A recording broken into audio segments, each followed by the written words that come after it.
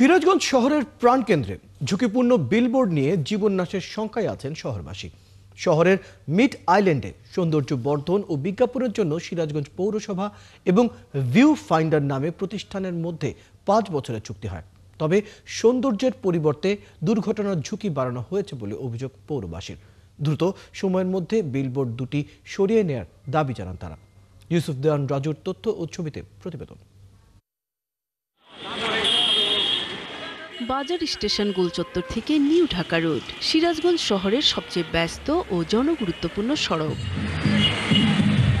শহরের মিড আইল্যান্ডে সৌন্দর্য বর্ধন ও বিজ্ঞাপন প্রদর্শনের জন্য সিরাজগঞ্জ পৌরসভা ও ভিউ ফাইন্ডার নামে প্রতিষ্ঠানের মধ্যে 5 বছরের চুক্তি হয়। এরপর সড়কের মাঝ বরাবর বসানো হয় দুটি বিলবোর্ড। একটা দুর্ঘটনা হলে কে দায়ী নেবে?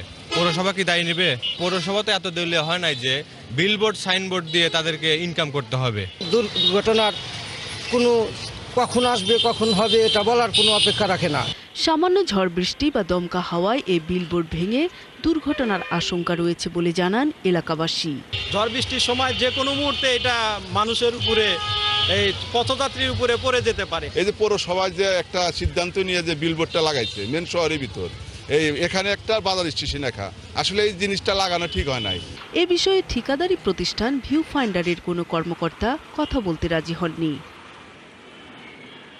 এদিকে ঝুঁকির বিষয়টি উপেক্ষা করেই সিরাজগঞ্জ পৌরসভার কর্মকর্তারা জানান, বিজ্ঞাপনের টাকায় শহরের রাস্তায় সৌন্দর্য বাড়ানো এবং যত্রতত্র বিলবোর্ড থেকে শহর পরিচ্ছন্ন রাখতেই এই সিদ্ধান্ত নেওয়া হয়। এই কথাটা যখনই আমার নলেজে এসেছে তখনই আমরা ভিউ ফাইন্ডারকে ডেকেছি, তারা মুসলেখা দিয়েছে কোনো প্রকার ঝুঁকি এখানে নেই। চুক্তি অনুযায়ী শহরের বাজার স্টেশন থেকে চাঁদ আলী মোড় পর্যন্ত সৌন্দর্য বর্ধন এবং বিজ্ঞাপন প্রদর্শনের মাধ্যমে ব্যয় সমন্বয় করার কথা বলে পৌর কর্তৃপক্ষ। নূর তাজমিন নীর, ৭১।